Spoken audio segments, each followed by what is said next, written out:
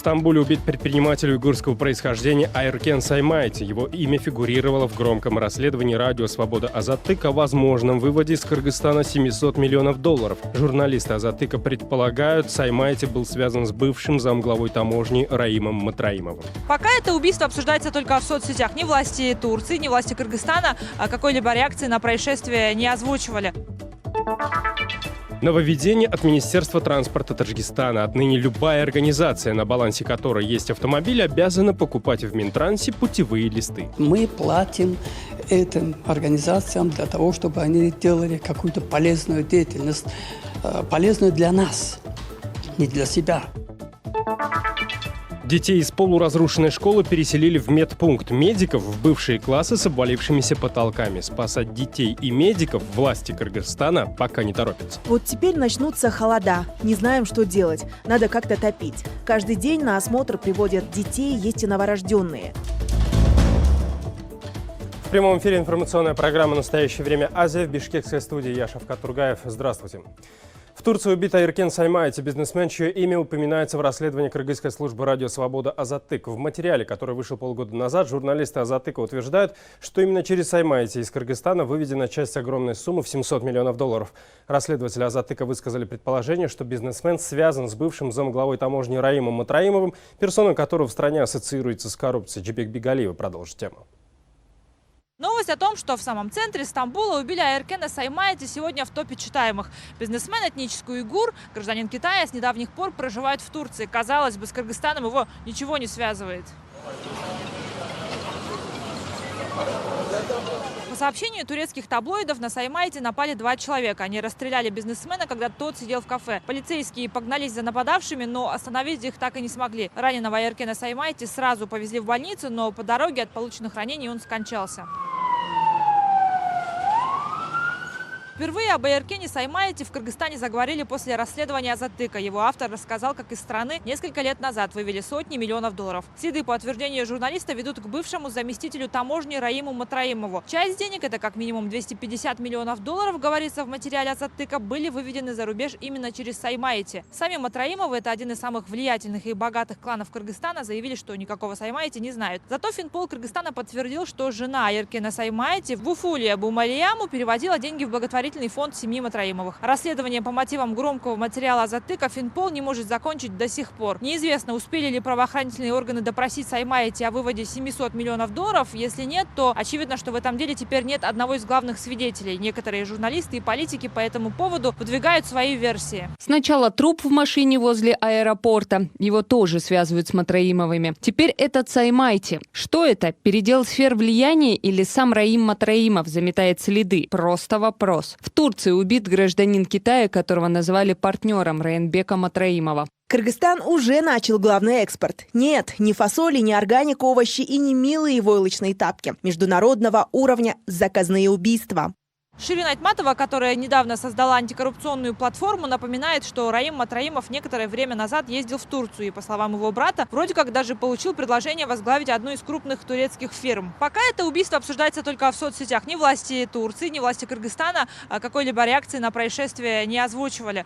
Правда, в каком ключе могут быть эти заявления, непонятно, потому что Айркен Саймайте гражданин Китая, гражданин Украины и формально с Кыргызстаном никак не связан. Казахстанский политик Жамбулат Мамай заявил о давлении со стороны правоохранительных органов. Ранее он был осужден на 2 года назад за легализацию денег БТА банка и приговорен к ограничению свободы с пробационным контролем в 3 года.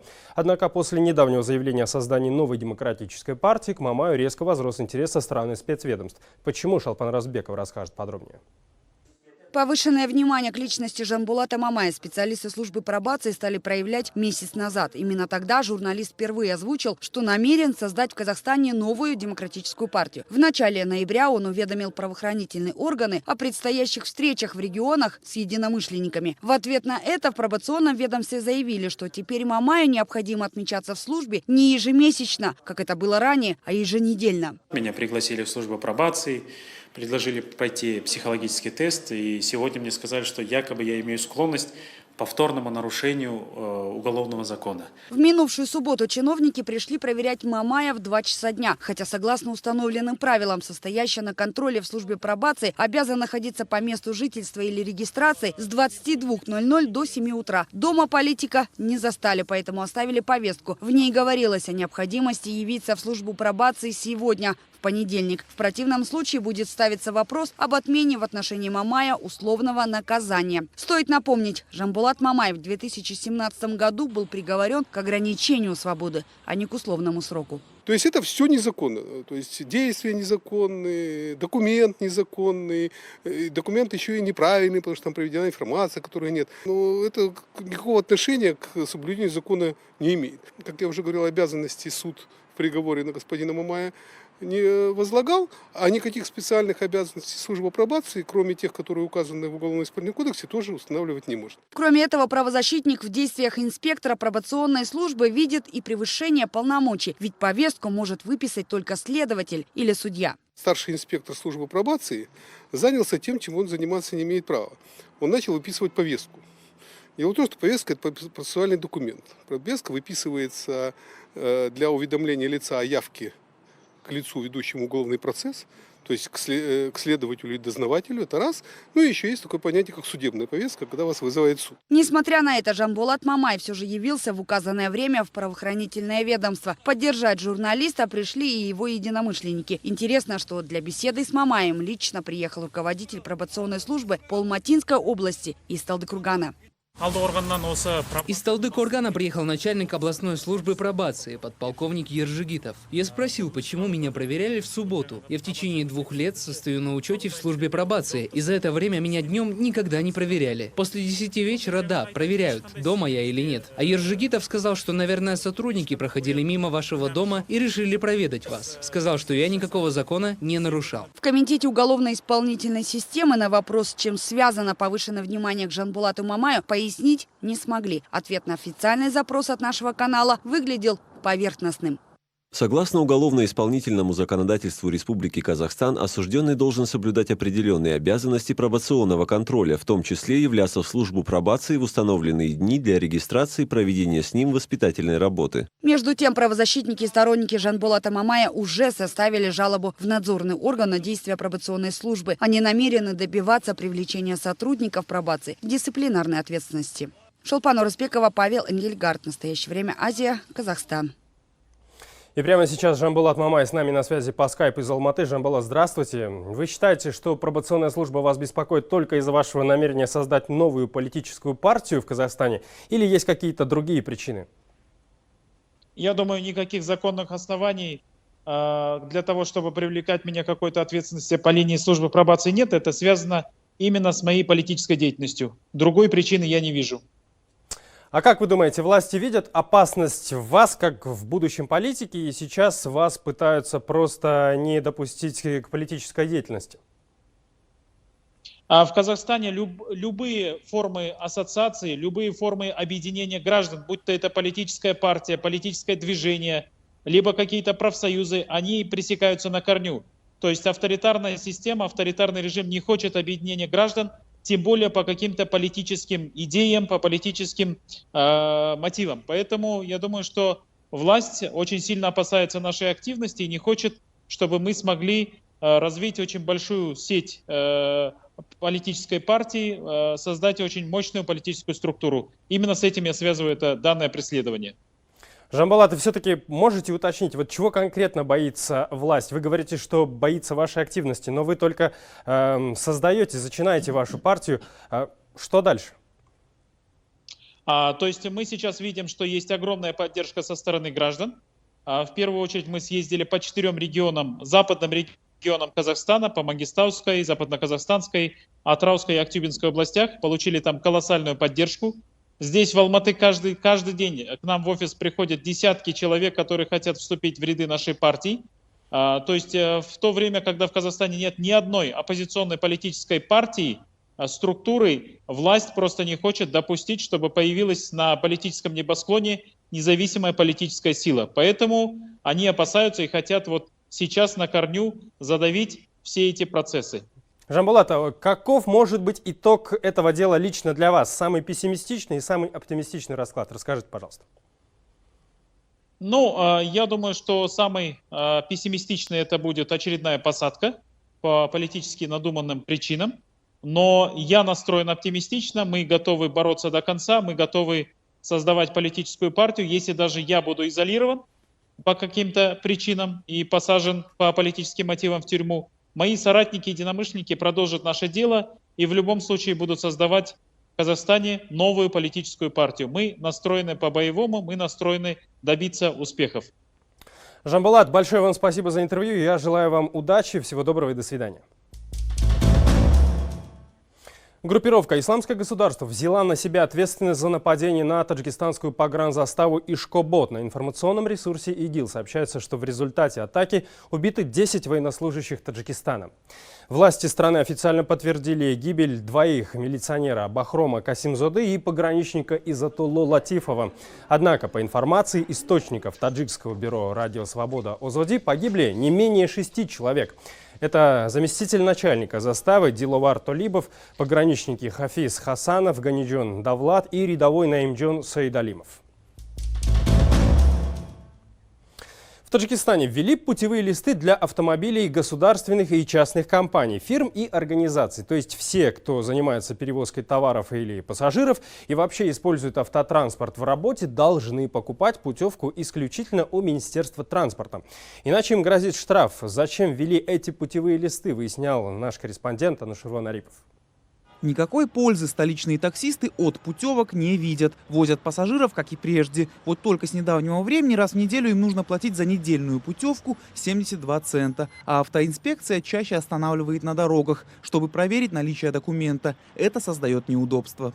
В основном водители такси сейчас не выезжают на маршрут без путевки. Гаишники сильно достают с путевкой. И штраф высокий. Раньше рисковали, выезжали без путевки, но сейчас нет. И ГАИ, и лицензионное управление спрашивают путевки. Обязательно смотрят. Конечно, сейчас есть разница. С путевкой не так придираются гаишники. По словам чиновников Минтранса, путевые листки нужны исключительно для сбора статистики по грузоперевозкам, пассажиропотоку и ликвидации нелегальной деятельности. 27% коммерческих перевозок проводятся без контроля, частниками. Из-за этого власти якобы получают неправильные статистические данные. Чтобы не быть оштрафованными, частникам придется теперь заключать договоры с юрлицами, а значит получать путевку. А статистические отчеты зачем нужны, спрашивается? Для того, чтобы определить развитие отрасли, чтобы определить, где в основном идет пассажиропоток, где идет грузопоток, для того, чтобы мы могли делать проекты по реализации автомобильным дорогам. Путевки – пережиток советского прошлого, считает эксперт Абдумалик Кадыров. Каждая компания, фирма, организация, частная и государственная, и так ежеквартально отчитывается перед статуправлением. Теперь с обязательными для всех путевками несколько госучреждений просто дублируют работу друг друга. Одного источника информации властям страны всегда хватало, говорит эксперт. И этого достаточно. Этого достаточно. Если нужны какие-то еще дополнительные информации, пусть включают это в бланки статуправления и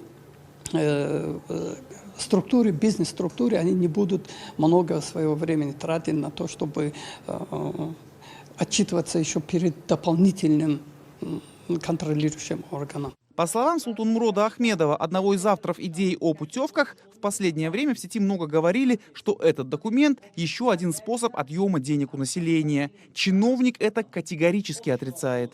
Стоимость бланки – это совсем мизер. Совсем мизер. Все там включена стоимость выпуска вот этого бланки, услуги, которые оказываются, и услуги, которые мы обрабатываем. А больше никаких вопросов нас не касается. Стоимость путевки небольшая. Для легковых автомобилей 72 цента в неделю. Но если умножить эту цифру на количество автомобилей, которые используют в перевозках, в месяц получается более 40 тысяч долларов, которые уйдут в бюджет управления по контролю за автотранспортом. Возникает вопрос, если статистика нужна властям, то почему за нее должно платить население? Тем более другие налоги никто не отменял. тот же самый Минтранс, те же самые статуправления, они живут за счет за деньги налогоплательщиков. То есть мы платим этим организациям для того, чтобы они делали какую-то полезную деятельность, полезную для нас, не для себя. Эксперт уверен, что если власти хотели бы всего лишь облегчить сбор статистики, то не вводили бы бумажные бланки, на которых можно заработать. Достаточно было бы онлайн-приложения для смартфонов. Так бы и данные собирались быстрее, и обработать их было бы легче. Анушервон Арипов, Насим Исамов. Настоящее время Азия. Смотрите далее в нашей программе.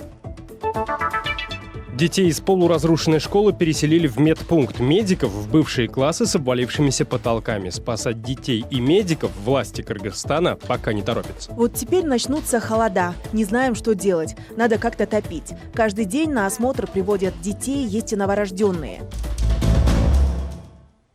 Мы продолжаем нашу программу. Срежиссированный по лекалам госпереворот. Так в Министерстве иностранных дел России назвали события в Боливии.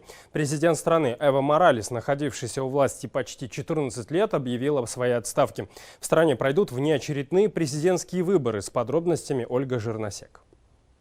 После сообщения об отставке президента тысячи боливийцев заполнили площадь Мурильо в столице Ла-Пасе. Впервые за 3 недели они вышли не на протест, а на праздник.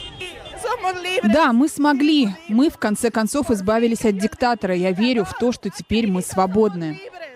Бог существует. Эва Моралес, который причинил столько вреда стране, ушел. Справедливость и Бог накажут его, когда придет время. Мы должны верить в новую Боливию. Антиправительственные акции в Боливии начались после президентских выборов 20 октября. Эва Моралес объявил о своей победе. С результатом около 47% голосов. При этом по Конституции Моралес не имел права баллотироваться в 4-й раз. Оппозиция не признала итогов, заявив о массовых фальсификациях. Отчет наблюдателей из Организации американских государств показал, что это мошенничество, совершенное партией Моралеса «Движение к социализму». Эва Моралес нарушил конституционный порядок и должен уйти в отставку. За время массовых демонстраций погибли как минимум 3 человека, более 300 получили ранения. Но в последние дни силовики заявили, что больше не собираются подавлять протесты и предложили президенту уйти. Вскоре после этого Моралес объявил об отставке, обвинив в происходящем оппозицию. Я обязан сохранить мир. Это очень больно. То, что боливийцы столкнулись с этим, очень больно. То, что лидеры оппозиции, гражданские комитеты и другие привели к насилию и агрессии. По этой и по многим причинам я ухожу. Вместе с Моралесом в отставку подали вице-президент и спикер парламента. Временное управление страной взяла на себя вице-спикер Сената Жанин Аньес, представляющая оппозицию. Боливийская полиция заявила об аресте нескольких десятков чиновников, причастных к фальсификациям. В том числе главы Центральной избирательной комиссии Марии Евгении Чока. Она пыталась бежать в мужской одежде. В то же время Моралеса поддержали некоторые лидеры стран Латинской Америки. Президенты Венесуэлы и Аргентины расценили происходящее как госпереворот. С похожей оценкой выступил российский МИД. Вызывает глубокую озабоченность, что в течение внутриполитического кризиса в стране готовность правительства к поиску конструктивных решений на основе диалога была сметена развитием событий по лекалам срежиссированного госпереворота. В октябре журналисты проекта сообщили, что в избирательной кампании Эва Моралесу активно помогали российские политтехнологи. Тем самым Москва хотела гарантировать присутствие в стране российских госкорпораций. В первую очередь Росатома, который в данный момент строит в Боливии Центр ядерных исследований и технологий. Ольга Жирносек. Настоящее время. Премьер-министр Кыргызстана пообещал отремонтировать за год все аварийные школы в стране. Амбициозными планами глава Кабмина поделился при рассмотрении бюджета страны на заседании парламентского комитета. Мухаммед Калай Балгазиев заверил, что отчисления в социальную сферу в будущем году будут значительными. К тому же помочь хотят частные лица и фонд Саудовской Аравии. В октябре представители МЧС, Госстроя, Госэкотехинспекции и Института сейсмологии проверили все школы страны. В список аварийных вошли 244 здания, а в Госагентстве строительства и архитектуры нашим корреспондентам озвучили вот такие планы по восстановлению школ. Там не все школы требуются новое строительство, там требуется в некоторых школах провести реконструкцию, и в некоторых школах провести капитальный ремонт. А вот именно необходимо, в первую очередь надо завершить в 17 школах новое строительство. По суммам для строительства 17 школ необходимо ориентировочно 996 миллионов сомов необходимо, но это ориентировочно. Что собой представляет аварийная школа, наши корреспонденты смогли увидеть лично. Дети села Калыгул несколько лет учатся в чудовищных условиях. Из разваливающегося здания их решили переселить в сельскую больницу, а врачи, наоборот, отправили в школу. Что из этого вышло, расскажет Дарья Тимофеева. Когда заходишь в школу, сразу видно, что это очень старое здание, стены рушатся, везде трещины и пол тоже прогнивший. В этом году школе исполнилось 90 лет. Хорошего ремонта здание не видело. Проводить занятия уже давно просто страшно. Учителя кричат об этом 6-й год. Ответа, построят новую школу или нет, до сих пор нет. Надеемся, что сам министр образования скажет хорошую новость. Мы ждем. Сейчас и учителя, и ученики страдают, им очень тяжело заниматься. В начале учебного года власти все же задумались о безопасности детей. Решение приняли не банальное. Устроили рокировку школьников и врачей. Ребят отправили учиться в местный фельдшерско-акушерский пункт. Там поместились не все ученики, потому часть все же пришлось оставить в старой школе. Учителей мало и так у нас, без того тяжело им. А теперь еще и туда-сюда бегают. Это далековато, время отнимает. Не легче приходится и врачам. Прививки малышам ставят в окружении портретов русских литературных классиков. Школа давно не отапливается, прием ведут в холодных классах. Боятся из-за здоровья пациентов и за собственное. Вот теперь начнутся холода. Не знаем, что делать. Надо как-то топить. Каждый день на осмотр приводят детей, есть и новорожденные. По решению акима переехали сюда. Здесь нет воды. ФАП должен быть теплым, не меньше 20 градусов. Перепрыгивая через лужи и пытаясь не поскользнуться на грязи, учителя спешат на занятия ФАП. Преимуществ фельдшерско-акушерского пункта перед старой школой немного. Разве что потолок не рухнет на голову. Заниматься все равно приходится в куртках, в крошечных кабинетах.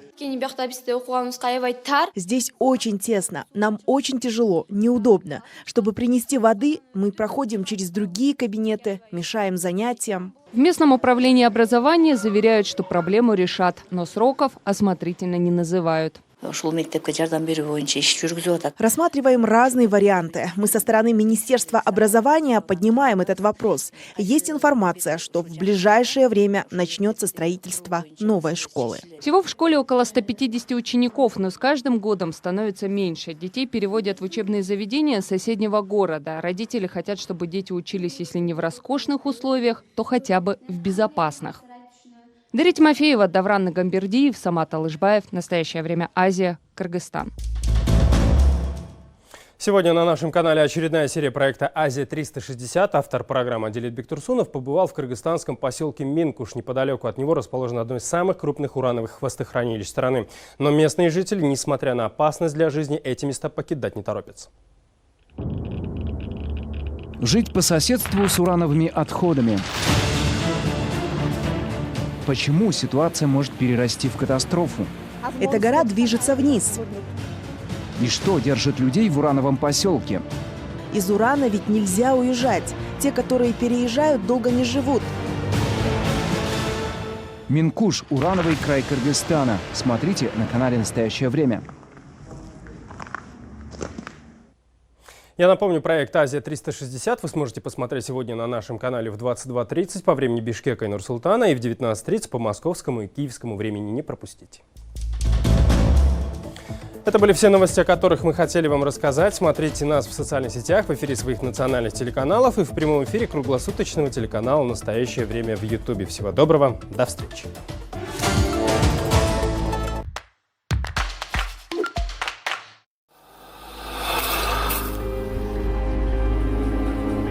Древнейшие поселки, вот эти поморские, тут даже цивилизации еще, можно сказать, не было. А уже люди жили. Тут был рыбопереработка, рыбозавод простаивает сейчас.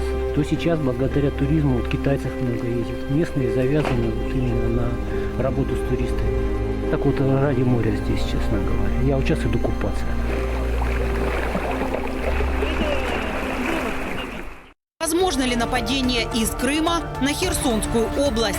Большая дыра в границе. Почему в Крыму до сих пор работает европейская лаборатория Синева? Однозначно, это не есть то Синева, которое есть сейчас в Украине. По-моему, упал. Как крымчане зарабатывают на орехах? Претендент на «Оскар». О чем снял кино крымский режиссер?